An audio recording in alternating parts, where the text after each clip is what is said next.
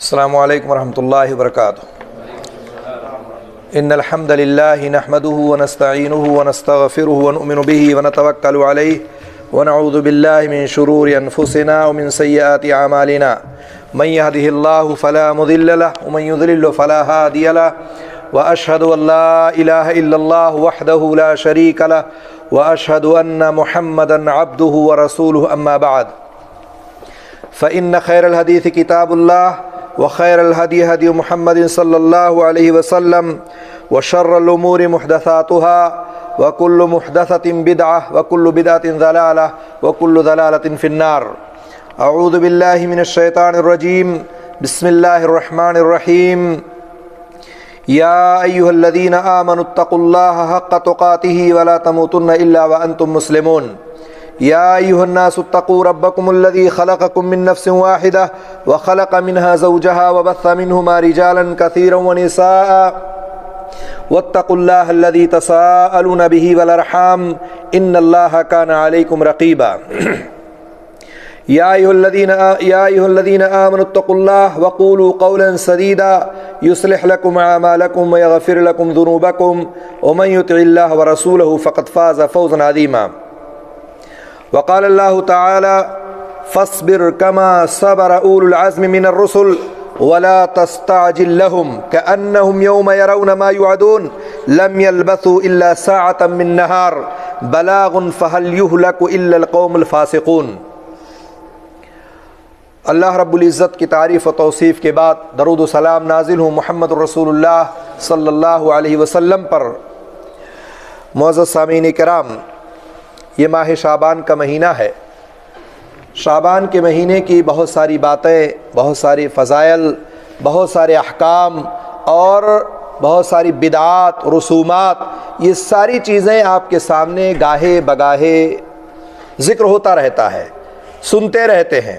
مختلف تقاریر، تحریریں، کلپس، ہر طرح کی چیزیں آپ کے سامنے آتی رہتی ہے۔ اس لیے میں اس پر نہ گفتگو کر کے دوسرے موضوع پر گفتگو کروں گا، اور ضمناً وہ بات بیچ میں آ بھی سکتی ہے کہیں نہ کہیں۔ شریعت نے ہمیں جن کاموں سے روکا ہے یا جن کاموں کی مذمت کی ہے، ان کاموں میں سے ایک کام جلد بازی کرنا بھی ہے۔ دو چیزیں ہوتی ہیں، کہیں آپ کو جلد بازی کرنا ہے اور کہیں آپ کو جلد بازی نہیں کرنا ہے، کہیں عجلت سے کام لینی ہے اور کہیں روکا گیا ہے اس چیز سے کہ آپ عجلت سے کام نہ لیں۔ اللہ کے رسول صلی اللہ علیہ وسلم کی ایک حدیث ہے، آپ نے بارہا سنا ہوگا، العجلۃ من الشیطان، یہ جلد بازی جو ہے یہ شیطان کا کام ہے یا شیطان کی طرف سے ہے۔ عجلہ کس کو کہتے ہیں؟ عجلہ کہتے ہیں العجلہ کسی چیز کو وقت سے پہلے حاصل کرنے کی کوشش کرنا۔ ابھی وقت نہیں آیا اور آپ چاہتے ہیں کہ میں اس کو حاصل کر لوں اور لے لوں۔ کیونکہ اس کا تعلق جو ہے یہ خواہش نفس سے ہے، اس لیے عام طور پر قرآن مجید نے اس کی مذمت بیان کی گئی ہے، اور قرآن کریم میں اللہ رب العالمین نے اللہ کے نبی محمد رسول اللہ صلی اللہ علیہ وسلم سے بھی یہی کہا ہے۔ جب اللہ کے رسول صلی اللہ علیہ وسلم پر وحی کا نزول ہوتا تھا، حضرت جبرائیل آتے تھے اور اسی طرح سے قرآن اللہ کے رسول صلی اللہ علیہ وسلم جلدی جلدی پڑھتے تھے کہ تاکہ کہیں میں بھول نہ جاؤں، یاد ہو جائے مجھے۔ اللہ تعالیٰ نے فوراً آپ کو ٹوکا اور روکا، کیا کہا؟ لا تحرک به لسانک لتعجل به، کہا ہے نبی آپ قرآن کو جلدی یاد کرنے کے لیے اپنی زبان کو حرکت نہ دے، جلدی جلدی نہ پڑھے قرآن کو۔ نبی کو اللہ تعالیٰ نے یہ تعلیم دی، وحی کے ذریعے سے بتایا، لیکن ہمارے معاشرے میں اسی قرآن کو بڑی تیزی کے ساتھ پڑھی جاتی ہے، بہت تیزی کے ساتھ، یعنی قرآن کو بلکہ یوں کہیے پڑھا نہیں جاتا بلکہ قرآن کے ساتھ مذاق کیا جاتا ہے۔ جلد بازی اتنی تیزی کے ساتھ ہوتی ہے کہ آپ دیکھیں ایک رات میں 10 پارے تراویح میں پڑھا دیے جاتے ہیں۔ جس رمضان کا مہینہ آئے گا آپ دیکھیے گا کہ کس قدر لوگ اس قرآن کو تیزی سے پڑھیں گے اور جلد بازی کریں گے۔ 3 دن میں پوری تراویح، پورا قرآن مکمل کرنا، 10 دن میں مکمل کرنا، ایک رات میں 20 رکعت 8 رکعت میں جو ہے کئی پاروں کا پڑھنا، نہ نماز میں خشوع، نہ تلاوت میں خشوع، نہ نمازی میں جو پڑھتا ہے اس کے اندر سکون و اطمینان، کوئی چیز باقی نہیں رہتی ہے، سب کچھ ختم ہو جاتا ہے۔ تو یہ جلد بازی، دیکھیں اللہ تعالیٰ نے نبی کو روکا اور کہا کہ جلدی نہ کریں آپ، اس لیے کہ یہ کوئی اچھی چیز نہیں ہے۔ اور نبی کریم صلی اللہ علیہ وسلم کا جو اخلاق تھا وہ عین قرآن کے مطابق تھا، اس میں ذرہ برابر بھی آپ شک و شبہ نہیں کر سکتے ہیں، اور اسی اخلاق کے مطابق، اسی آداب پر عمل کرتے ہوئے اللہ کے رسول صلی اللہ علیہ وسلم کی زندگی تھی، اور آپ نے خود بھی عمل کیا اور اپنی امت کو بھی یہی حکم دیا کہ ایسے ہی تمہیں بھی زندگی گزارنی ہے۔ تو کبھی یہ جلد بازی جو ہے آپ کے لیے بہت زیادہ نقصان دہ ثابت ہو جاتی ہے، اور کبھی کبھار یہ جلد بازی آپ کے لیے نفع بخش بھی ہوتی ہے۔ وہ کہاں نقصان دہ ہے اور کہاں نفع بخش ہے، وہ دونوں چیزیں آپ کے سامنے ہوں گی۔ آپ کو معلوم ہوگا ایک حدیث ہے، علامہ البانی نے سلسلۃ الصحیحہ میں ذکر کیا ہے اس کو، اور اس حدیث کو صحیح کہا ہے، کہا کہ التانی من اللہ والعجلۃ من الشیطان، شائستگی جو ہے یہ اللہ کی طرف سے ہوتی ہے، اطمینان، سکون، شائستگی، وقار، یہ کس کی طرف سے ہے؟ اللہ رب العالمین کی طرف سے ہوتی ہے، اور جلد بازی جو ہوتی ہے وہ شیطان کی طرف سے ہوتی ہے۔ تو انسان کو شائستہ بننا چاہیے، انسان کو پروقار ہونا چاہیے، رہنا چاہیے، جلد بازی اختیار نہیں کرنی چاہیے، کیونکہ وہ شیطان کا اس میں عمل و دخل ہوتا ہے۔ اور اسی لیے اللہ تعالیٰ نے اپنے نبی سے مخاطب ہو کر کے فرمایا تھا کہ اے پیغمبر، تم ایسا ہی صبر کرو جیسے عالی ہمت رسولوں نے صبر کیا ہے، اور عذاب کو طلب کرنے میں ان کے لیے جلد بازی سے کام نہ لو کہ آپ کی بات نہیں مان رہے ہیں، آپ کا حکم نہیں مان رہے ہیں، اور آپ چلو جلدی سے عذاب کا مطالبہ کر بیٹھیں اور اس طرح سے لوگوں پر عذاب کا طلب کرنے لگے۔ اللہ تعالیٰ نے کہا یہ ایک دن ایسا آئے گا، یہ خود عذاب کو دیکھ لیں گے، خود ان کے پاس عذاب آ جائے گا جس کا ان سے وعدہ کیا جاتا ہے، اس لیے جلد بازی نہیں کرنی چاہیے۔ نبی کریم صلی اللہ علیہ وسلم کو اگر آپ دیکھیں، آپ کی زندگی کو دیکھیں، تو ایک مثالی نمونہ آپ ذاتی طور پر خود تھے۔ آپ کا اخلاق، آپ کا کردار، آپ کی زندگی کا پورا آپ کی سیرت کو پڑھیں، اس طرح سے آپ کو پتہ چلے گا کہ یقیناً نبی کریم صلی اللہ علیہ وسلم کی زندگی ہمارے لیے ایک اخلاق اور ایک طرح سے نمونہ ہے۔ حضرت عائشہ رضی اللہ تعالیٰ عنہ سے جب سوال کیا گیا تھا کہ اے اللہ کے رسول صلی اللہ علیہ وسلم، حضرت عائشہ نے پوچھا کہ آپ بتائیں کہ آپ پر غزوہ احد سے زیادہ کوئی دن اور زیادہ سخت ہوا تھا؟ غزوہ احد میں آپ کے دانت شہید ہوئے، غزوہ احد میں آپ کو چوٹیں لگیں، غزوہ احد میں آپ کو کتنی پریشانیاں اٹھانی پڑی، صحابہ کرام شہید کر دیے گئے، کایا پلٹ گیا جیتا ہوا جنگ۔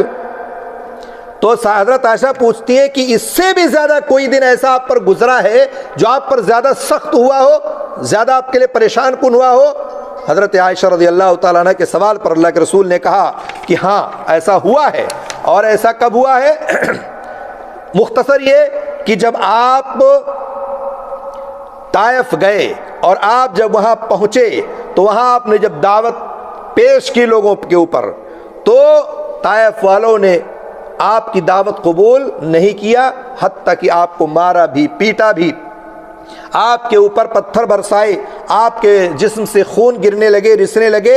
اس طرح سے حضرت اللہ کے رسول صلی اللہ علیہ وسلم واپس لوٹنے لگے تو حضرت جبرائیل آتے ہیں اور کہتے ہیں کہ آپ کے درمیان اور اس قوم، آپ کی قوم کے درمیان جو گفتگو ہوئی ہے، اللہ رب العالمین نے سب کچھ سن لیا ہے اور آپ کو سب معلوم ہے اللہ تعالیٰ کو۔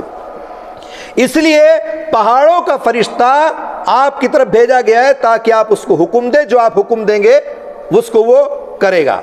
پہاڑوں کا فرشتہ آتا ہے، اس کے بعد کہتا ہے آپ کہیے تو طائف والوں کو دو پہاڑوں کے بیچ میں رکھ کے پیس دو، انہوں نے آپ کو جو ہے ستایا ہے، تکلیف دی ہے، پریشان کیا ہے۔ تو آخر میں اللہ کے رسول صلی اللہ علیہ وسلم نے جو بات کہی ہے وہ اصل ہے مقصد کہنے کا۔ کیا کہا اللہ کے رسول صلی اللہ علیہ وسلم نے؟ آپ نے جلد بازی سے کام نہیں لیا، آپ نے کہا کہ مجھے اس بات کی امید ہے کہ اللہ تعالیٰ انہی کی پشتوں سے ایسے لوگوں کو نکالے گا جو صرف اللہ کی عبادت کریں گے اور اللہ کے ساتھ کسی کو شریک نہیں ٹھہرائیں گے۔ آپ کے سامنے ہے، آپ خود دیکھ سکتے ہیں طائف کہاں ہے؟ سعودی عرب میں۔ پورا کا پورا شہر، پورا کا پورا ملک کہہ لیجئے آپ، اللہ کے رسول صلی اللہ علیہ وسلم نے بد دعا نہیں کی، جلد بازی نہیں کیا، آپ نے تکلیف برداشت کر لی، آپ اپنے جو آپ کے اوپر مصیبتیں آئی تھی، پریشانیاں آئی تھیں، آپ نے برداشت کر لی اور دعا کی اللہ تعالیٰ سے۔ اگر آپ بد دعا کر دیتے تو پورا ملک، پورا شہر تباہ ہو جاتا، برباد ہو جاتا، لیکن اللہ کے رسول صلی اللہ علیہ وسلم نے جلد بازی سے کام نہیں لیا۔ تو اس لیے یہ جلد بازی جو ہے ہمارے لیے کہیں کہیں بہت ہی خطرناک ثابت ہو جاتی ہے، اور اسی لیے قابل مذمت چیزوں میں ایک بہت ہی مذمت چیز ہے۔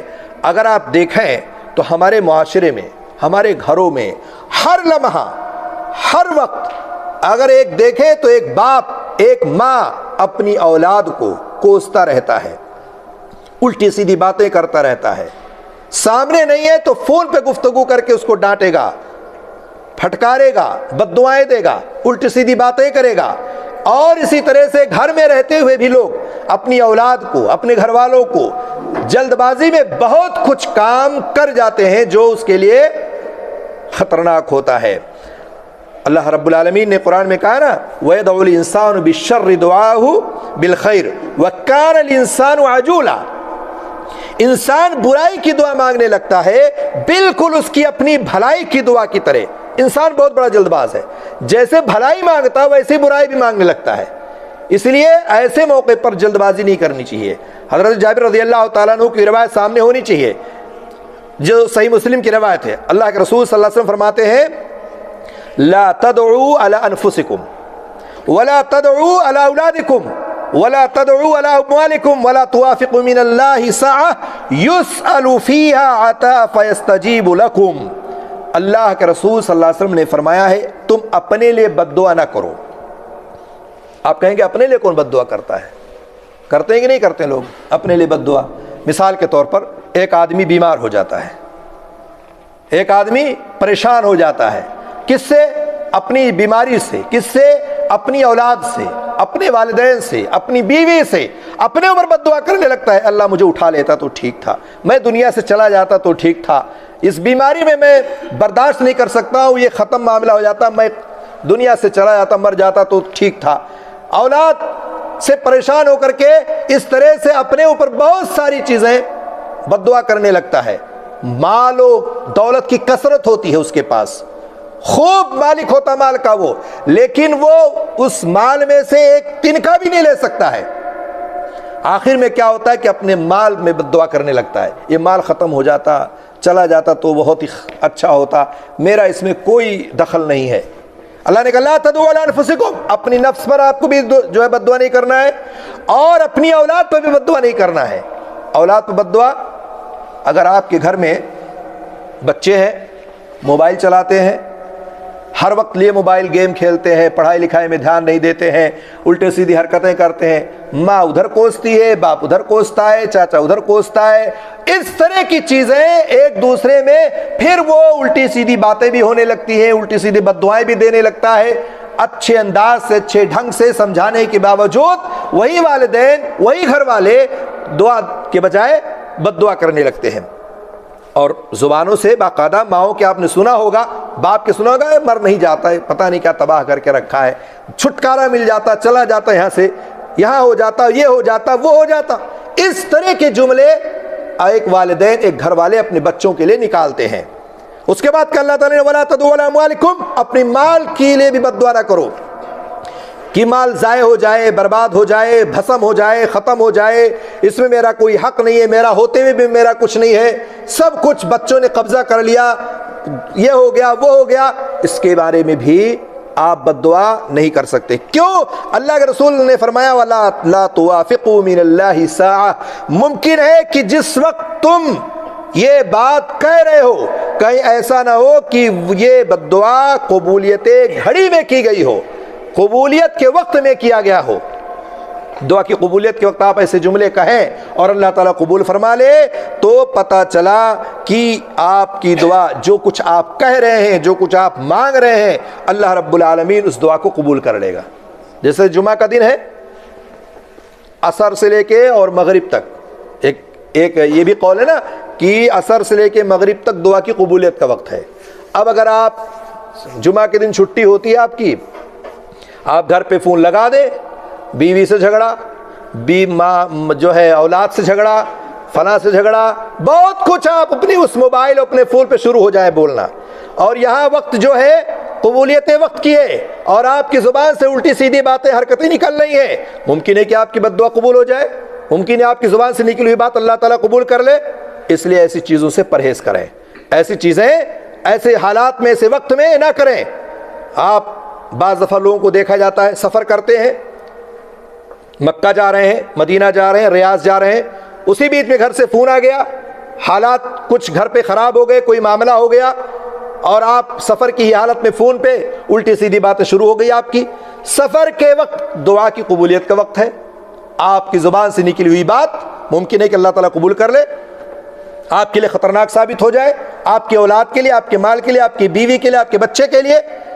اس لیے ایسے حالات و ایسے اوقات میں جہاں آپ ہوتے ہیں اس چیز کو ہمیشہ خیال میں رکھیں کہ میری زبان سے نکلی ہوئی بات یہ بہت ہی خطرناک ثابت ہو سکتی ہے۔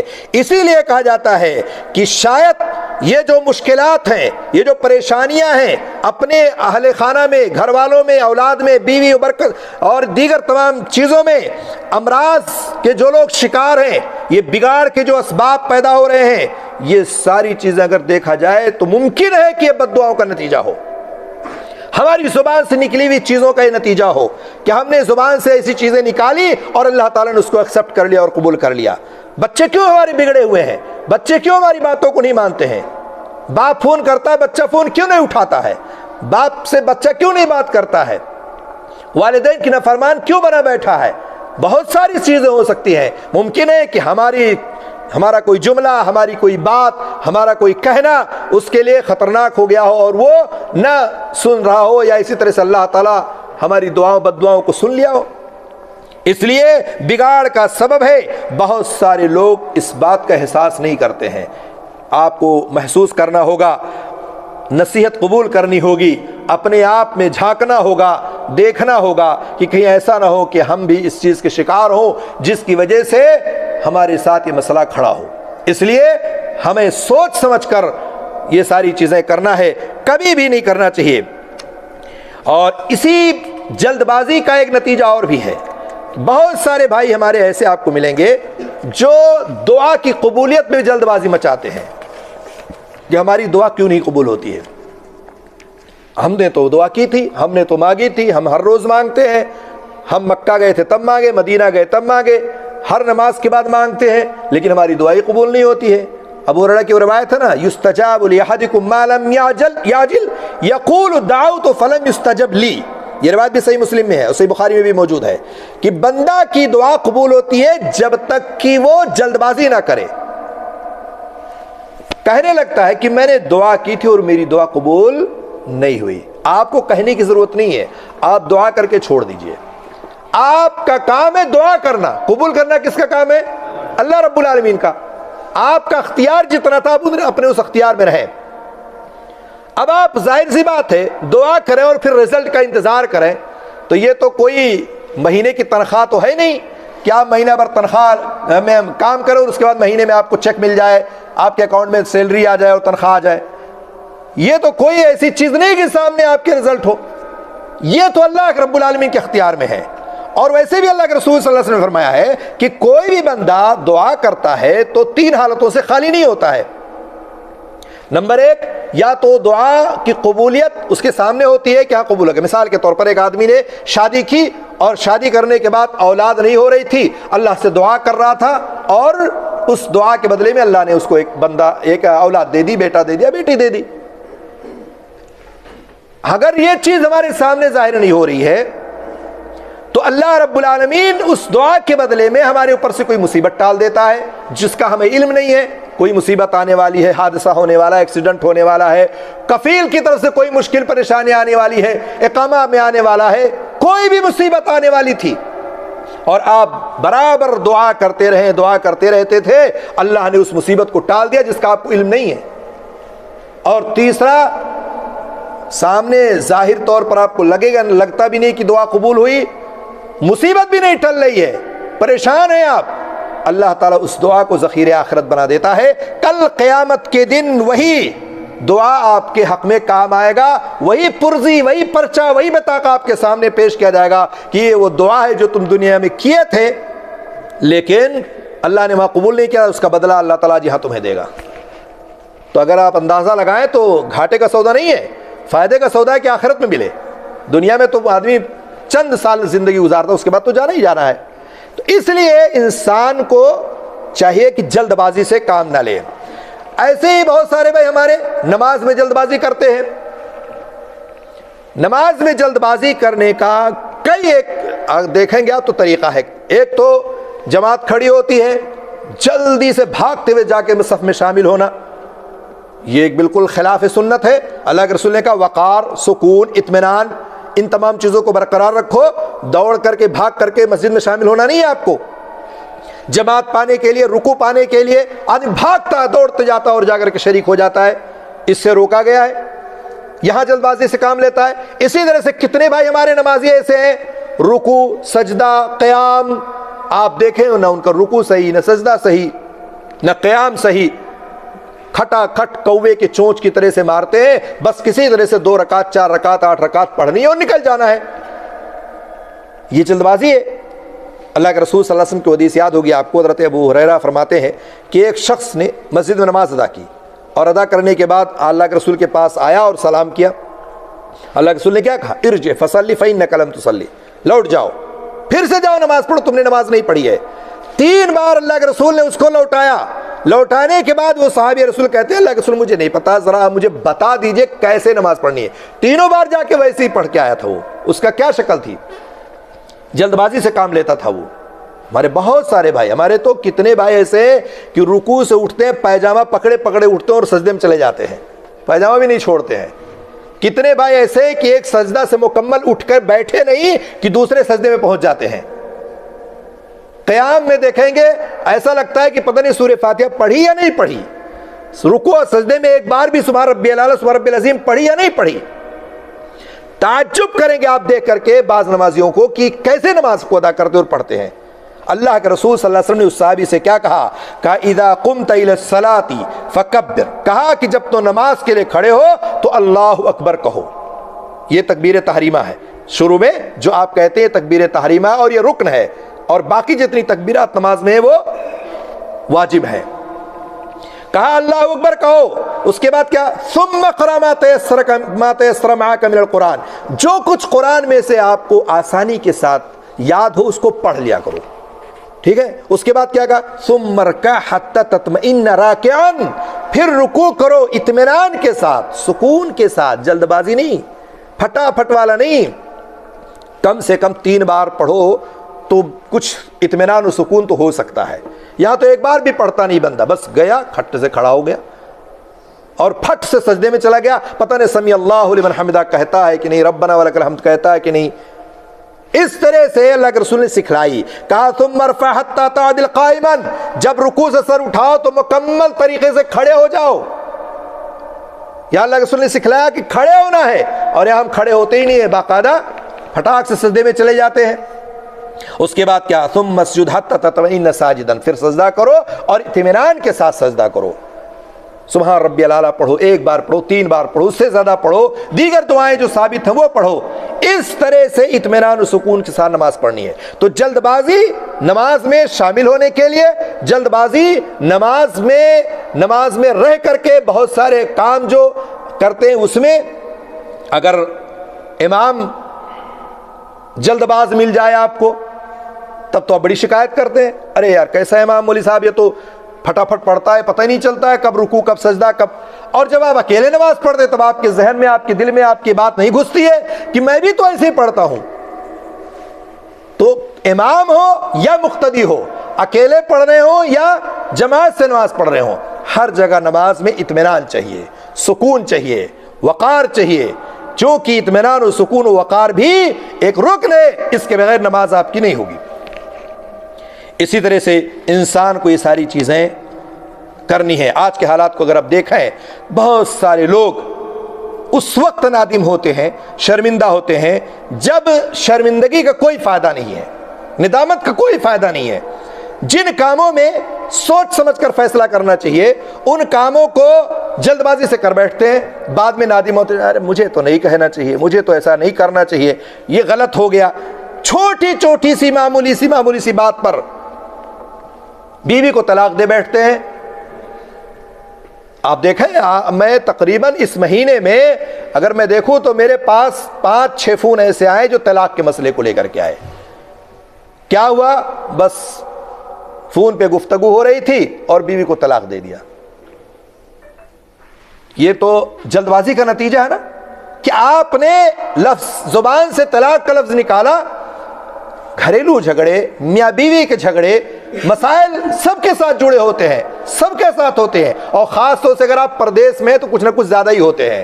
ایسی صورتحال میں آپ اگر ہر بار ہر بات کو لے کر کے طلاق دینے لگے تو آپ کے بچے برباد، گھر برباد، خاندان برباد، آپ کی اپنی زندگی خود برباد و ضائع ہو جائے گی۔ پتہ ہی نہیں چلے گا کہ اب میں کیا کروں۔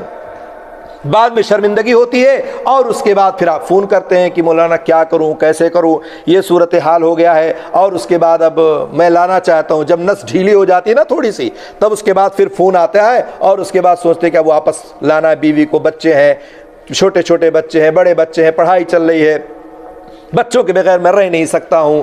تو یہ بات تو پہلے سوچنی چاہیے نا، جو آپ نے تیر نکالی ہے زبان سے، جو آپ نے بات کہی ہے، اس چیز کو آپ کو دھیان دینا چاہیے۔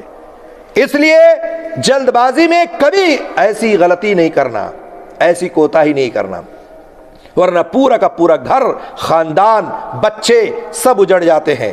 اسی طرح سے بعض لوگوں کو آپ دیکھیں کہ جو لوگ مثال کے طور پر گاڑی چلاتے ہیں، ڈرائیور ہیں، گاڑی چلانے کے کچھ اصول ہیں، کچھ ضابطے ہیں۔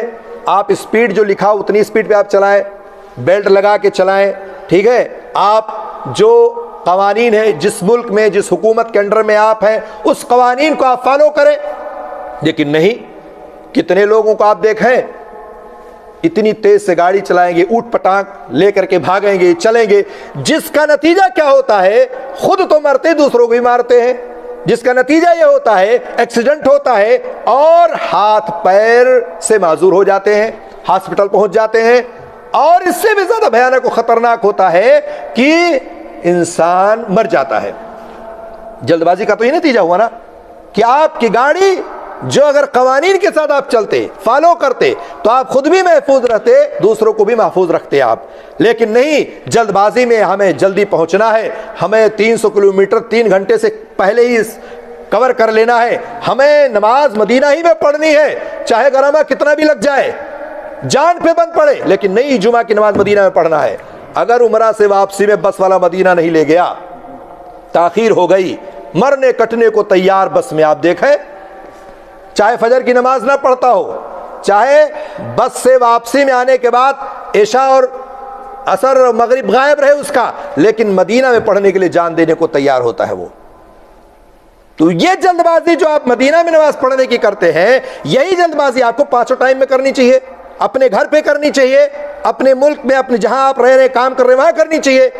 لیکن نہیں، بس چونکہ ہمیں مدینہ سے محبت ہے، اور مدینہ والے کی بات سے محبت نہیں ہے کہ مدینہ والے نے کیا کہا ہے، تو اس طرح سے گاڑی چلانے والا ڈرائیور بھی جلد بازی میں بہت ساری غلطیاں اور خامیاں اور بہت ساری کوتاہیاں اس سے جو ہوتی ہیں وہ بھگتتا ہے۔ آپ چلے جائیں ہاسپٹلوں میں، دیکھیں کتنے لوگ معذور پڑے ہوئے، کسی کا ہاتھ نہیں، کسی کا پیر نہیں، کسی کا سر نہیں، کسی کا دماغ کام نہیں کر رہا ہے، کوئی مر گیا، آنن فانن جہاں ایکسیڈنٹ ہوا وہیں چلا گیا، آئے دن آپ خبریں سنتے رہتے ہیں۔ اس لیے ایسی جگہوں پہ ہمیں احتیاط سے کام لینا چاہیے۔ آپ کو معلوم ہونا چاہیے بہت سارے حضرات ایسے آپ کو ملیں گے کہ روزی حاصل کرنے کے لیے جلد بازی سے کام لیتے ہیں، ہم جلدی سے مالدار ہو جائیں بس، چاہے حلال سے آئے، حرام سے آئے، سود بیاج میں پیسہ لینا اور دینا پڑے، تھائی لینڈی کھیلنا پڑے، جوا کھیلنا پڑے، جو بھی شکل ہو، بس مال آنا چاہیے۔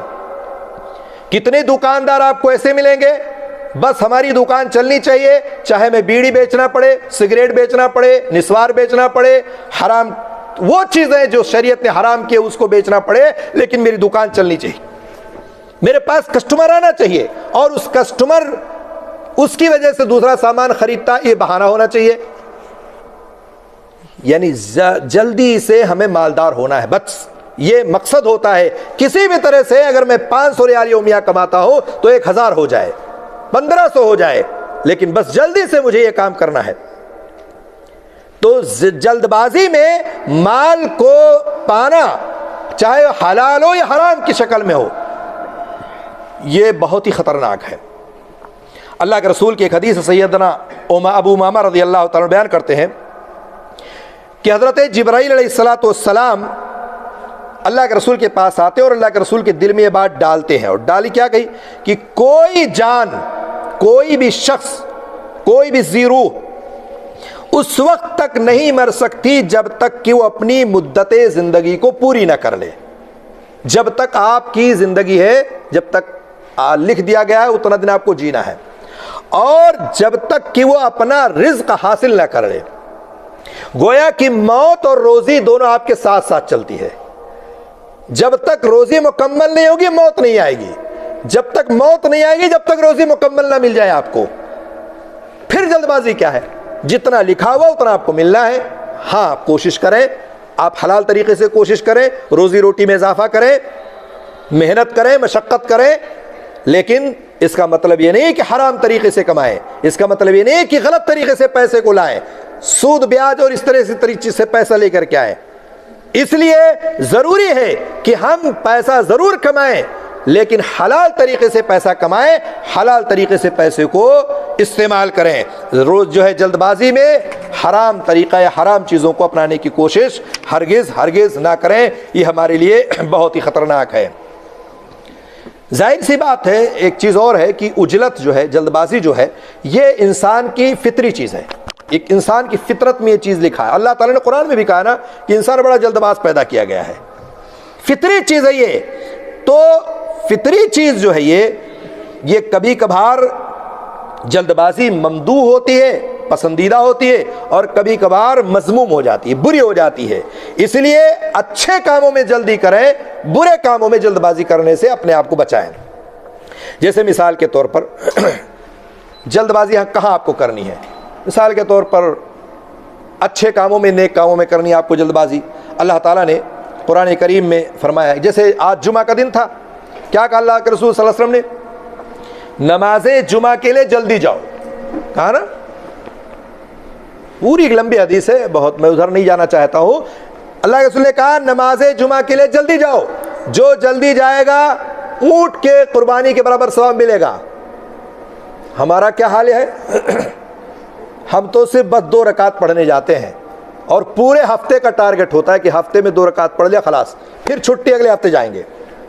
یہی تو ٹارگٹ ہوتا ہے. کتنے مسلمان آپ کو ملیں گے، کتنے لوگ آپ کو مسجد میں ملیں گے کہ صرف 2 رکعت پڑھنے کے لیے داخل ہوتے ہیں، اور اس کے بعد امام نے سلام پھیرا نہیں کہ باہر. تو جلد بازی یہاں کرنی ہے آپ کو کہ آپ جلدی مسجد پر پہنچائیں، اذکار پڑھیں، تلاوت کریں، قرآن پڑھیں، سورہ کہف پڑھیں، ٹھیک ہے، زیادہ سے زیادہ کثرت سے درود پڑھیں. یا اور اسی طرح سے آپ مسجد میں داخل ہو تو امام کے قریب بیٹھیں، امام کے قریب اور پاس میں جائیں گے تو وہاں آپ کو اس کا زیادہ اجر و ثواب ملے گا. تو اس طرح سے جلد بازی یہاں کرنی ہے، نہ کہ نماز پڑھ کر کے جلدی سے مسجد سے بھاگنا ہے آپ کو. اسی طرح سے اللہ کے رسول صلی اللہ علیہ وسلم نے فرمایا نا کہ اذا اقیمت الصلاۃ فلا تأتوها تسعون وآتوها تمشون علیکم السکینہ. جب نماز کے لیے تکبیر کہہ دی جائے تو دوڑتے ہوئے مت آؤ، آرام سے جاؤ اور مسجد میں پہنچ کر کے اطمینان کے ساتھ جا کر کے نماز میں شامل ہو جاؤ. بہرحال ایک چیز تو یہ ہے کہ جلد بازی آپ کو یہاں کرنی ہے. اسی طرح سے اللہ تعالیٰ نے سورہ بقرہ میں کہا کہ فاستبقوا الخیرات، اچھے اور نیک کاموں میں نیکیوں کی طرف تم دوڑو، بھلائی کے کاموں میں سبقت اختیار کرو. لیکن ہمارے یہاں معاشرے میں الٹا معاملہ ہے، بھلائی کے کاموں میں پیچھے رہیں گے، برائی کے کاموں میں آگے رہیں گے. اگر گاؤں میں پروگرام ہو، جلسہ ہو تو اس میں چندہ کم دیں گے، اگر وہی ناچ گانا ٹی وی لگانا ہو تو زیادہ چندہ دیں گے، اور لینے والا بھی زبردستی لے لے گا، سعودیہ سے آئے ہو تمہیں اتنا دینا پڑے گا. میلہ ہے، ٹھیلا ہے، محرم کا ہے، ربیع الاول کا ہے، گلیوں کو کوچوں کو سجانا ہے، تو وہاں وہ زیادہ لے گا اور اب دیں گے بھی. لیکن وہی نیک کام کے لیے مسجد کا امام ہے، اس کو 1 جوڑا کپڑا دینا ہے، نہیں آپ کے پاس پیسہ ہے، اس کی تنخواہ میں اضافہ کرنا ہے، نہیں میرے پاس اتنا نہیں ہے. مسجد بن نہیں ہے، مدرسہ بننا ہے، آپ کے پاس دینے کے لیے نہیں ہے. فاستبقوا الخیرات، آگے بڑھو کن کاموں میں؟ جلدی کرو کن کاموں میں؟ نیکی کے کاموں میں، بھلائی کے کاموں میں۔ اسی طرح سے اللہ تعالیٰ نے سورہ مومنون میں فرمایا ہے، مومنوں کی صفت کو بیان کرتے ہوئے کہا اولئک یسارعون فی الخیرات وہم لہا سابقون، یہی وہ جلدی ہیں جو جلدی جلدی بھلائیاں حاصل کر رہے ہیں، اور یہی وہ ہیں جو ان کی طرف دوڑ کر جانے والے ہیں۔ تو مومن کی صفت کیا ہے کہ نیکی کے کاموں میں جلد بازی کرتا ہے، جلدی جلدی کام کرتا ہے، تاخیر نہیں کرتا اس میں۔ اچھا اگلے مہینے مولوی صاحب، اچھا انشاءاللہ اگلی بار تنخواہ ملے گی تب، اچھا انشاءاللہ اگلی بار آپ سے ملاقات ہوگی تو، یعنی بیچارہ ایک تو چل پھر کر کے آپ کے پاس پہنچا ہے، اس کے بعد آپ نے پھر ٹال دیا، ایک مہینہ پھر چلا گیا اس کا۔ مدارس کے لیے، مساجد کے لیے جو لوگ باہر نکلتے ہیں ان کو آپ دیکھیں کیسے لوگ ٹرکاتے اور کیسے جو ہے ادھر ادھر کر دیتے ہیں۔ تو اس طرح سے ہمیں نیکی کے کاموں میں جلد بازی کرنا چاہیے، اس میں کسی بھی طرح کی قیل و قال، حجت اور بہانے بازی نہیں کرنا چاہیے۔ بہت سارے لوگ یہ کام کرتے ہیں، اور یہ انبیاء کی بھی صفت ہے۔ اللہ نے کہا انہم کانوا یسارعون فی الخیرات ویدعوننا رغبا ورہبا وکانوا لنا خاشعین۔ اللہ نے کہا یہ لوگ، یہ بزرگ لوگ، انبیاء لوگ جو ہیں نیک کاموں کی طرف جلدی کرتے ہیں، ہمیں لالچ، طمع اور ڈر خوف سے پکارا کرتے تھے۔ تو نبیوں کی صفت ہے، مومنوں کی صفت ہے کہ آپ نیکی کے کام میں جلدی کریں اور آگے بڑھیں۔ اسی طرح سے اللہ تعالیٰ نے کہا وَسَارِعُوا إِلَىٰ مَغْفِرَةٍ مِّن رَبِّكُمْ، کہ تم اپنے رب کی بخشش کی طرف دوڑ پڑو۔ ظاہر سی بات ہے، اپنے رب کی بخشش کی طرف آپ کو چلنے کو کہا گیا ہے، اور وہ جنت جس کے بارے میں کہا گیا ہے کہ جس کی چوڑائی آسمان و زمین کے برابر ہے، جو پرہیزگاروں کے لیے تیار کی گئی ہے، تو کون نہیں چاہے گا کہ جنت مل جائے اس کو؟ تو جنت کیسے ملے گی؟ ایسے تو نہیں ملنے والی ہے، بڑی مشکل امر ہے یہ۔ اس لیے جنت حاصل کرنا ہے تو آپ کو نیکی کے کاموں میں جلدی کرنا چاہیے، اور جلدی کرنا پڑے گا آپ کو۔ اور اسی طرح سے آپ دیکھیں اور بہت ساری چیزیں ہیں، میں آخر میں 2-3 باتیں کہہ کر کے بات ختم کرتا ہوں۔ آخرت کے کام کے علاوہ کسی کام میں جلد بازی نہیں کرنی چاہیے۔ اللہ کے رسول صلی اللہ علیہ وسلم نے فرمایا، سنن ابی داؤد کی روایت ہے کہ التؤدۃ فی کل شیء الا فی عمل الآخرہ، کسی کام میں جلد بازی نہیں کرنی چاہیے سوائے اس کے جو آخرت کا کام ہو۔ آخرت کا کام کیا ہے؟ نماز ہے، روزہ ہے، زکوٰۃ ہے، حج ہے، عمرہ ہے، اور دیگر بہت سارے اعمال خیر ہیں۔ آپ ان کاموں میں جلدی سے کام کریں اور جلد بازی کریں، اور اس طرح سے آپ یہ کام کریں گے تو اس طرح سے آپ کو جنت ملے گی، اور جنت میں آپ کو مقام ملے گا۔ دنیاوی کام میں آپ ضرور کریں جلد بازی، لیکن جو اصول ہے، جو ضابطہ ہے، شریعت نے جو آپ کو طریقہ بتایا ہے، اس سے آگے بڑھنے کی کوشش نہ کریں۔ اس سے آگے اگر آپ بڑھیں گے تو آپ کے لیے خطرناک ثابت ہو سکتا ہے۔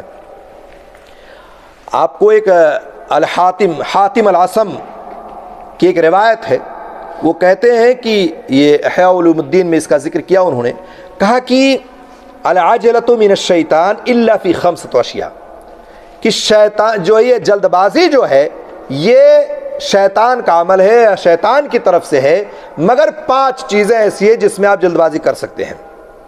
وہ 5 چیزیں کیا ہیں؟ پہلی چیز کہا گیا ہے کہ اطعام الطعام اذا حضر الضیف، آپ کے گھر مہمان آ جائے تو اس کو جتنی جلدی ہو سکے اس کی ضیافت کرو، ٹال مٹول نہ کرو، اچھا مولوی صاحب آئے ہو تو کب جاؤ گے، پھلا ٹائم بس جا رہی ہے، اچھا آئے ہو تو جاؤ کب، ہے نا؟ ایسے تو کرتے ہیں نا لوگ۔ چائے ایک آپ کے گھر آدمی پہنچ گیا، پانی دینے میں آدھا گھنٹہ لگ جاتا ہے۔ کہیں کہیں تو ہم لوگ جاتے ہیں دیکھتے ہیں نا، بیچارہ تھک ہار کے آپ کے گھر پہنچا، کیسے بھی پہنچا، اب آپ باتوں میں لگے پڑے ہیں، اپنی کہانی سنا رہے، بیچارے کو پوچھتے بھی نہیں کہ پانی دے دوں کم سے کم پی لے وہ۔ اللہ کے رسول کیا کہا؟ اذا حضرت ضیف، مہمان آیا، پہلا کام کیا آپ کا ہونا چاہیے؟ اس کی ضیافت کیجئے، آپ باتیں آپ کرتے رہیے، اس کے بعد کھانے کا ٹائم ہے کھانا کھلائیے، پانی کا ٹائم پانی پلائیے، ناشتہ کرائیے، حال احوال دریافت کیجئے، نہ کہ اپنی کہانی لے کر کے بیٹھ جائیے۔ اس طرح سے آپ کو یہاں جلدی کرنا ہے جہاں ہم بہت سارے لوگ اس معاملے میں کوتا ہے۔ مہینوں کے بعد ملاقات ہوگی، سالوں کے بعد آپ کسی کے گھر جائیں گے لیکن وہ حالات کو نہیں سمجھے گا اور اپنی حرکتیں شروع کر دے گا. اور اب تو حال یہ ہے کہ مہمانوں کا بھی حال یہ, مہمان بھی جائے گا نا تو سب سے پہلے وائی فائی مانگے گا, ہے نا. کیوں کہتے ہیں کہ بعض لوگ تو یہاں تک کہتے ہیں کہ ضیافت کا ایک حصہ یہ بھی ہے کہ آپ وائی فائی کا نمبر دیجئے. تو بہرحال مہمان کی ضیافت آپ کو کرنی ہے, کیسے کرنی ہے. دوسری چیز کہا تجہیز المیت اذا مات. انسان جب مر جائے تو جتنی جلدی ہو سکے اس کی آپ تجہیز کریں, کفن دفن کریں. لیکن نہیں, اس میں بھی آپ اپنے معاشرے میں نگاہ اٹھا کے دیکھ لیں, آپ دوڑا لیں نگاہ کو اپنی. باپ مر گیا, بیٹا سعودیہ سے جا رہا ہے, بمبئی سے آ رہا ہے, بنگلور سے آ رہا ہے, پاکستان کے مختلف علاقوں سے لوگ پہنچتے ہیں, یہاں سے لوگ جا رہے ہیں. یا مر گیا, نہیں ہمارے بیٹے, ہمارے باپ, ہمارے شوہر کی لاش آنی چاہیے, ہم یہی دفنائیں گے, ہم اس کو وہاں نہیں دفنا دیں گے. اس چکر میں کئی دن وہ بیچارہ برف میں رکھا رہتا ہے, پڑا رہتا ہے, تلاجے میں رہتا ہے. اللہ کے رسول نے کیا کہا کہ جتنی جلدی ہو سکے اس کی تجہیز و تکفین کرو, تدفین کرو, اس میں تاخیر نہیں ہونی چاہیے. زندگی میں تو اپنے باپ سے, اپنی ماں سے اتنا پیار نہیں آیا اس کو جتنا مرنے کے بعد اس کے اندر پیار امڑ آتا ہے, اور 1,50,000 روپیہ خرچ کر کے, ٹکٹ لے کر کے اور گھر پہنچتا ہے. اور جب تک زندہ تھے, جب تک اس کو اس بات کی فکر نہیں تھی کہ وہ اپنے باپ کو, اپنی ماں کو, اپنے گھر والوں کو, مرنے والے کو کچھ خرچہ دیتے رہیں, ہوٹل پہ بیٹھ کے وہ دوسرے کی چائے کا محتاج بنا رہتا ہے, تب آپ کو فکر نہیں تھی. لیکن مرنے کے بعد آپ کو بڑی فکر ہوگی. 1,00,000 کا ٹکٹ لیں گے اور اس کے بعد آپ جو ہے گھر پہنچیں گے اور تدفین میں شامل ہوں گے. یہاں ہمارا معاشرہ, ہمارے معاشرے میں جو لوگ ہیں بہت کوتاہ ہیں. اس لیے جتنی جلدی ہو سکے میت کی تدفین کر دینی چاہیے. علامہ البانی کا نام سنا آپ نے, بار بار آپ سنتے ہیں علامہ البانی نے صحیح کہا, علامہ البانی نے حسن کہا. علامہ البانی نے باقاعدہ وصیت کی تھی کہ میرے مرنے کے بعد میری بیٹیوں کو اطلاع نہیں کرنا, ان کی بیٹیاں یہی تھیں, تدفین کے بعد اطلاع کرنا ورنہ میری تدفین میں تاخیر ہو جائے گی. ہمارے یہاں کیا ہے, اب جب تک ہم ابا کا چہرہ نہیں دیکھ لیں گے, ابا کا منہ نہیں دیکھ لیں گے, جب تک تدفین نہیں کرنا میں آ رہا ہوں, چاہے 3 دن رکھو لاش کو.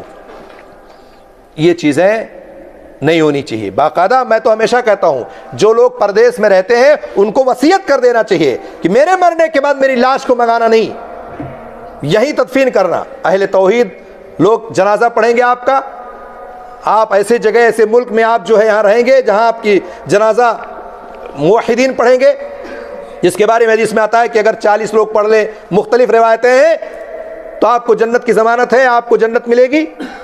یہ وصیت کر دینا چاہیے بھائی میرے مرنے کے بعد دیکھو بہت زیادہ ہنگامہ نہیں کرنا, مرنا تو سب کو چاہیے, یہاں مروں چاہے وہاں مروں, میری وفات ہو گئی تو اجازت دے دینا اور یہی تدفین ہو جائے گی میری. یہ ہر شخص کو یہ وصیت کر کے رکھنا چاہیے, اپنے گھر والوں کو بتا کے رکھنا چاہیے. بہت زیادہ اس میں پڑھنا نہیں چاہیے, نہیں میری لاش, میرے بیٹا, میری بیوی, میرا شوہر, میرا باپ ہر حال میں آنا چاہیے, اور اس طرح سے حرکتیں نہیں کرنی چاہیے. اللہ کے رسول صلی اللہ علیہ وسلم نے فرمایا تجہیز المیت اذا مات. اور تیسری کیا کہا, تزویج البکر اذا ادرکت. اگر آپ کے پاس اولاد ہے, بیٹا ہے, بیٹی ہے, اگر وہ بالغ ہو گئی ہے تو جتنی جلدی ہو سکے اس کی شادی کر دو. بلوغت تک پہنچ گئے ہیں تو بہانے نہیں ہونا چاہیے, بیٹا پڑھ رہا ہے, ابھی تعلیم کا مسئلہ ہے, ابھی جو ہے بیٹی پڑھ رہی ہے, ابھی ڈاکٹر بن رہی ہے, انجینئر بننا ہے. کتنے بھائی ہمارے ایسے 30 سال, 35 سال, 40 سال شادی نہیں ہوئی ابھی تک, انتظار میں ہے. والدین کچھ سانس نہیں لیتے ہیں, بھائی سانس نہیں لیتا, گھر کا ذمہ دار سانس نہیں لیتا ہے, کسی کو کوئی فکر نہیں پڑی ہے, چاہے اس کی عمر 30 ہو, 35 ہو, 40 ہو. آپ کو کتنا دن جینا ہے؟ امت محمدیہ کی عمر کتنی ہے؟ 60 سے 70 سال ہے. آپ 40 سال تو ویسے نکال دیا, 35 سال ویسے نکال دیا آپ نے. پھر تو شادی نہیں ہوتی, پھر سمجھوتا ہوتا ہے. اگر آپ 35-40 کے بعد شادی کریں گے تو پھر شادی نہیں ہوتی ہے, پھر وہ میاں بیوی کے درمیان سمجھوتا ہے, کسی طرح زندگی گزار لو بس. وقت جب ہو جائے تو اس میں تاخیر نہیں کرنی چاہیے, بہانے نہیں ہونا چاہیے. تاخیر سے شادی کے بہت سارے نقصانات ہیں, اس کو آپ پڑھیں اور دیکھیں اور سنیں. اور اس کے ساتھ کہا گیا ہے, اور یہ بہت اہم ہے, قضاء الدین اذا وجب, قرض کو ادا کرنا. بہت سارے لوگ معاشرے میں اس بیماری میں ملوث ہوتے ہیں. قرضہ ہو گیا، لے لیا، دینے کا نام نہیں لیتے ہیں. مانگ لے اگر قرضہ دینے والا شخص تو آپ کے پاس کیا کمی ہے؟ ارے لے لیجئے، کہاں بھاگا جا رہا ہوں، آپ کو میرے اوپر یقین نہیں ہے. ایسے ایسے جملے جڑیں گے، ایسے ایسے جملے کہیں گے کہ آپ مانگنا ہی چھوڑ دیں گے. قرضہ لے لیا آپ نے، آپ کو فکر ہونی چاہیے کہ کتنی جلدی میں واپس کروں، فکر ہونی چاہیے کتنی جلدی میں لوٹاؤں. لیکن نہیں، ہمارے معاشرے میں قرضہ لے لینے والا عقل مند سمجھا جاتا ہے، دینے والا بیوقوف سمجھا جاتا ہے. کیا ہم نے تو نکال لیا اس کے، اب دیتا رہیں گے. مر گیا، اس کا بیٹا کھڑا ہو گیا، ذمہ دار بن گیا. اب بیٹا لے لیا ذمہ داری، وہ بھی مر گیا، اس کا بیٹا کھڑا ہو گیا.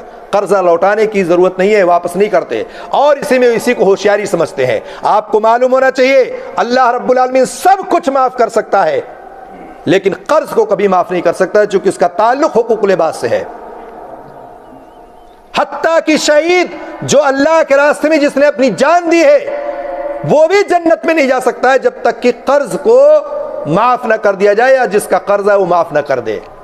اس سے بڑی بات کیا ہو سکتی ہے؟ ہم کتنے لاکھوں ہزاروں لے لے کے لوگوں کے بیٹھے ہوئے ہیں، دے دے کر کے بیٹھے ہوئے ہیں، لیکن لوگ لینے کا نام جانتے، دینے کا نام نہیں جانتے ہیں. اور بعض حضرات تو ایسے ہوتے ہیں کہ بعض چیزیں کہیں کہیں ایسی کہ اس کو قرض سمجھتے ہی نہیں ہے کہ بھی قرض ہے. مثال کے طور پر آپ کا بیٹا مدرسے میں پڑھ رہا ہے، آپ کے اوپر 6 مہینے کی فیس باقی ہے، آپ سال مکمل ہوا، امتحان ہو گیا، آپ نے مدرسہ بدل دیا نا. اب وہ 6 مہینے کی فیس جو باقی تھی وہ کس کی ذمہ تھی؟ آپ کے. کس کو دینا تھا؟ مدرسے والے کو دینا تھا. لیکن آپ نے اس کو قرضہ نہیں سمجھا، آپ اپنے آپ کو ہوشیار سمجھ بیٹھے. ہوشیاری آپ کی ہو گئی، ارے میں تو خلاص، اب کون جائے گا دینے، چھوڑو. ایسے مملکہ میں بہت سارے لوگ ہیں، بہت ساری مثالیں آپ کے سامنے ہیں. گاڑی لے لی، دیتے رہے، ارے اچھا دے دیں گے، ایسے کرتے کرتے کرتے جو کئی مہینوں سالوں گزار دیتے ہیں.